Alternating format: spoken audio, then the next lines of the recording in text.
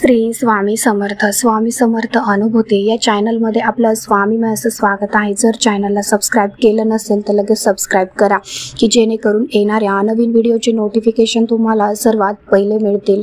जर नवीन स्वामी भक्त असतील, स्वामी सेवेकरी असतील तर त्यांनी आपल्या चॅनलला सबस्क्राइब करायला विसरू नका आणि बेल आयकॉन प्रेस करायलाही विसरू नका की जेणेकरून तुम्हाला व्हिडिओ सगळ्यात पहिले मिळेल। जर तुम्हाला आपल्या चॅनलचा एखादा व्हिडिओ पाहायचा असेल आणि तुम्हाला तो मिळत नाही तर तुम्ही सर्च करूनही जर तुम्हाला मिळत नाही, पण जर तुम्ही बेल आयकॉन प्रेस केलेला असेल तर तुम्हाला तो व्हिडिओ शोधायची गरज पडत नाही, डायरेक्टली तुम्हाला त्याचं नोटिफिकेशन पडतं। त्याच्यामुळे बेल आयकॉन प्रेस करायलाही विसरू नका। जर तुमचेही असेच काही स्वामी अनुभव असतील तर मी दिलेल्या नंबरवर तुम्ही मला नक्की व्हॉट्सअप करू शकता। तर बघा, मला बऱ्याच कमेंट्स आल्या की ताई आमच्या दिव्यामध्ये असं आकृती तयार होते, असं फूल तयार होतं, तर ह्याचा अर्थ काय होतो। तर याच्या अगोदर मी हा व्हिडिओ बनवलेला आहे, पण मला बऱ्याच कमेंट्स येत होत्या की ताई याच्यावरती नक्की व्हिडिओ बनवा, असं की आम्हाला त्याचा अर्थ समजत नाही आहे। तर मी तुम्हाला या व्हिडिओमध्ये पण त्यांनी जे काही फोटो पाठवलेले आहेत त्याचे फोटो शेअर करते आहे, ते बघा तुम्ही। कारण ह्या फोटोमधून असं दिसून येतं की खरंच जी आपण सेवा करतो ती सेवा जर आपली खरंच आपण मनापासून जर सेवा केली तर नक्कीच ती स्वामींपर्यंत पोहोचत असते। आपल्या मनामध्ये एकच प्रश्न असतो की आपण जी मनापासून सेवा करतो ती स्वामींपर्यंत पोहोचते का। मी तर वर्ष झालं, 2 वर्ष झालं, 10 वर्ष झालं सेवा करते, पण मला स्वामींनी अजून अनुभव दिलेला नाही आहे। मग माझी जी सेवा म्हणजे मी जी सेवा करते ती स्वामींपर्यंत जाते का, किंवा स्वामी माझी प्रार्थना ऐकतात का। पण मी तुम्हाला एकच सांगते, तुम्ही साधी बोळी जरी सेवा केली पण ती अंतःकरणापासून मनापासून जर तुम्ही स्वामींना हाक मारली, अंतःकरणापासून मनापासून जर स्वामींची सेवा केली तर नक्कीच स्वामींपर्यंत पोहोचते। आणि त्याचाच एक संकेत म्हणून स्वामी आपल्याला एकतर दिव्याच्या रूपामध्ये देतात किंवा अगरबत्तीचं म्हणतो ना आपण, अगरबत्तीच्या धुरातूनही स्वामी आपल्याला प्रचिती देतात। अगरबत्तीचा जो धूर असतो तो जर स्वामींच्या फोटोच्या दिशेने किंवा स्वामींपर्यंत जर पोहोचत असेल तर समजून जा की तुमची सेवा स्वामींपर्यंत पोहोचत आहे। आणि दुसरी गोष्ट, स्वामींच्या फोटोतून किंवा स्वामींच्या फोटो आहे तिथं पायातून जर विभूती पडत असेल किंवा फोटोतून जर विभूती पडत असेल तर हा खूप मोठा संकेत आहे की तुम्ही जे काही कार्य करत आहात किंवा तुमचा जो काही प्रश्न आहे त्यासाठी तुम्ही सेवा करत आहात तो लवकरात लवकर तुमचा मार्गी लागणार आहे, त्यातून काहीतरी शुभ घडणार आहे असं त्याचा अर्थ होतो। त्याच्यानंतर तुम्ही स्वामींच्या फोटोवरती जर फूल ठेवलेले आहेत किंवा हार ठेवलेला आहे तर ते फूल जर तुम्ही वाचताना खाली पडलं तर समजून जा तो एक शुभ संकेत आहे आणि तो म्हणजे तुमची सेवा स्वामींपर्यंत पोहोचलेली आहे। तुमच्या सेवेतून काहीतरी चांगलं घडणार आहे असं त्याचा अर्थ होतो। तर दिव्यामध्ये कोणते कोणते आकार झाले पाहिजेत, तर बघा, दिव्यामध्ये कुठलाही आकार होऊ शकतो, कुठलाही। साक्षात स्वामींच्या पादुका सुद्धा दिव्यामध्ये दिसतात। काही सेवेकऱ्यांनी तर असं पण दाखवलेलं आहे की दिव्यामध्ये साक्षात आपल्या स्वामी महाराजांच्या पादुका दिसलेल्या आहेत एका स्वामी भक्ताला। त्याच्यानंतर फूल म्हणजे कसं आपलं जास्वंदाचं फूल असतं किंवा गुलाबाचं फूल असतं, अशा पाकळ्या म्हणा किंवा अगदी फूल स्पष्ट असं त्या दिव्यामध्ये दिसतं। त्याच्यानंतर त्रिशूळ दिसतं, ओम दिसतात, गणपतीची आकृती दिसते, बरेचसे असे आकार असतात, चंद्रकोर दिसते, असे चंद्रकोर तर अगदी स्पष्ट दिसते। म्हणजे इतके प्रभावशाली असे आकार बनतात त्याच्यामध्ये की त्या अगदी दिव्याच्या रूपातून स्वामी आपल्याला संकेत देतात। कधी कधी आपण स्वयंपाक करताना आपल्यामध्ये आपल्या चपातीवर स्वामींचा फोटो तयार होतो, स्वामींची आकृती तयार होते, म्हणजे त्या फोटोमधून पण त्या स्वयंपाकाच्या चपाती, आपण स्वयंपाक करताना जे चपाती बनवतो त्या चपातीवर पण स्वामींचा आकार बनतो. त्या आकारातून पण स्वामी आपल्याला असं सांगतात की तुम्ही म्हणजे स्वयंपाक करताना तू जी काही सेवा करते, तू जे काही नामस्मरण करते त्यातूनही स्वामी आपल्याला संकेत देतात, म्हणजे दर्शन देतात साक्षात स्वयंपाकाच्या वेळेस सुद्धा.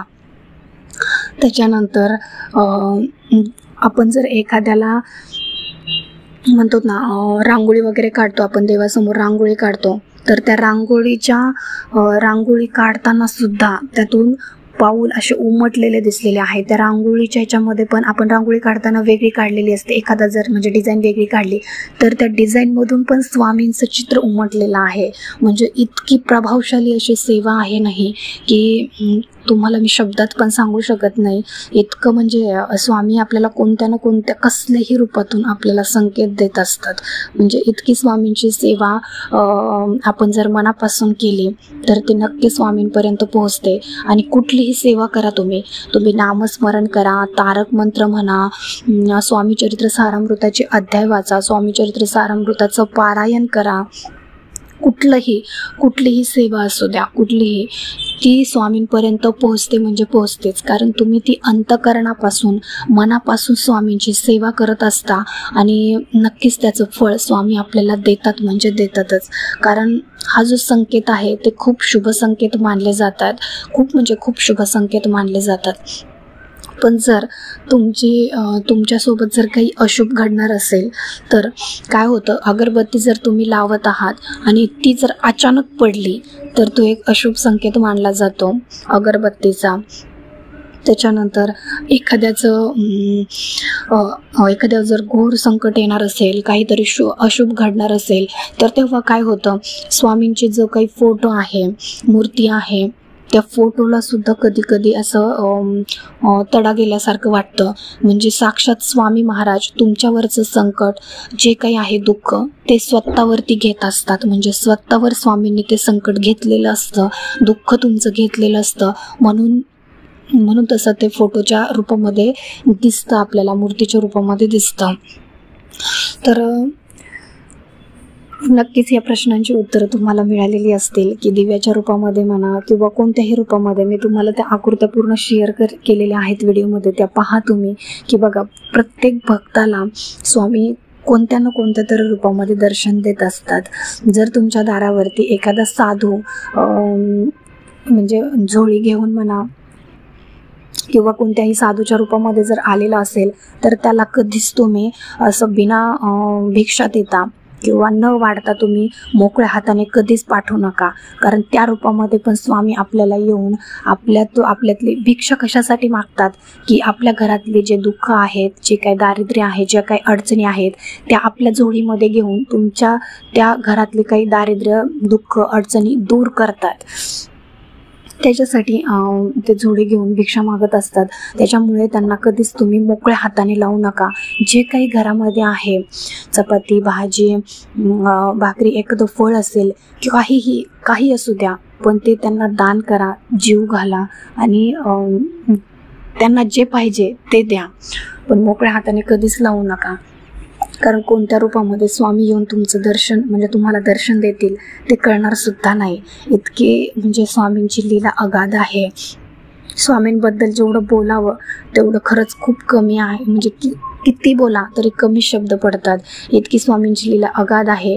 कारण स्वामी प्रत्येकाला जवळ करतात. स्वामींना प्रत्येक भक्त प्रिय आहे. मग तो पापी असू द्या, महापापी असू द्या किंवा पुण्यवान असू द्या.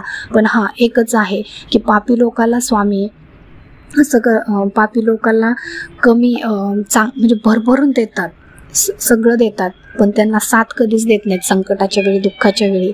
पण चांगल्या लोकांसोबत नेहमी वाईटच घडत राहतं. काही ना काहीतरी अडचणी येत राहतात, काही ना काहीतरी संकट येत राहतात. पण त्यांच्या संकटाच्या वेळी स्वामी त्यांची साथ कधीच सोडत नाहीत. तुम्ही हा अनुभव घेऊन बघा. जे चांगली लोक आहेत, ज्यांचे कर्म चांगले आहेत, त्यांच्यासोबत बघा नेहमी वाईटच घडत असतं. पण स्वामी त्यांची साथ कधीच सोडत नाहीत.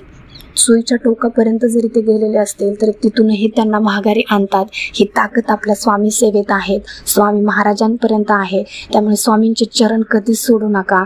जो स्वामी सेवेत आलेला नाही त्यांना स्वामींचा मार्ग समजून सांगा, स्वामी सेवेचा मार्ग समजून सांगा आणि स्वामीच्या सेवेत आणा. बघा, त्यांच्या आयुष्याचं कल्याण झाल्याशिवाय राहणार नाही. अशी आपल्या स्वामी सेवेची ताकद आहे. काहीच जमलं नाही ना तुम्हाला तर फक्त स्वामी चरित्र सारामृताचा एक अध्याय वाचायला सुरुवात करा, एक अध्याय. आणि जसजशी तुम्हाला आवड निर्माण होईल तसं तुम्ही अध्याय जास्तीत जास्त वाचा. 2 वाचा, 3 वाचा, 4 वाचा, 7 वाचा, परत एक पारायण करा. असं करता करता तुम्ही जर एक पारायण करायला सुरुवात केली स्वामी चरित्र सारामृताची तर बघा, स्वामी तुमच्यासोबत नक्की तुम्हाला साथ देतील, म्हणजे देतील कोणत्याही रूपामध्ये येऊन. आणि एक गोष्ट लक्षात ठेवा, तुम्ही जो काही तुम्ही ज्या कार्यासाठी आता समजा तुम्ही निर्णय घेण्यासाठी गोंधळत आहात तर कुठलीही गोष्ट असू द्या, तुम्हाला कोणताही निर्णय घ्यायचा आहे, तो निर्णय घ्यायच्या आधी तुम्ही एकदा स्वामींना विचारा की स्वामी, मी जो निर्णय घेतलेला आहे तो बरोबर आहे का? मी जे काम करते ते योग्य आहे का? मी जो काही आता आयुष्याचा प्रवास करत आहे तो योग्य मार्गावर करत आहे का? हे सगळं तुम्ही निसंकोचपणे स्वामींना सांगा. तुम्हाला असं वाटेल की स्वामी आपल्याशी बोलत नाही किंवा मी स्वामींना कसं विचारू. स्वामी जरी आपल्याशी बोलत नसले तरी पूर्ण ऐकतात ते. आपण जे काही आपलं गारानं सांगतो, स्वामींसमोर बोलतो, रडतो, ते सगळं स्वामी ऐकतात, पाहतात. त्याच्यामुळे सगळं तुम्ही स्वामींना सांगत राहा. सगळं मनातलं सांगा. तुम्ही एखाद्या व्यक्तीला तुमच्या मनातलं सांगण्यापेक्षा स्वामींना सांगा. स्वामी त्यातून तुम्हाला योग्य मार्ग दाखवतील आणि तुम्ही हे करून बघा. तुम्हाला कधीच कोणत्या व्यक्तीची गरज पडणार नाही. तुम्हाला स्वामी सगळं काही देतील आणि योग्य मार्गावर ठेवतील. नेहमी तुम्हाला योग्यच मार्ग दाखवतील, खऱ्याचाच मार्ग दाखवतील. तर बघा, तुमच्या सगळ्या प्रश्नांची उत्तरं तुम्हाला नक्की भेटली असतील. आणि जास्तीत जास्त स्वामींची सेवा करा, अनुभव घ्या. जास्तीत जास्त लोकांना स्वामी सेवेचा मार्ग समजून सांगा.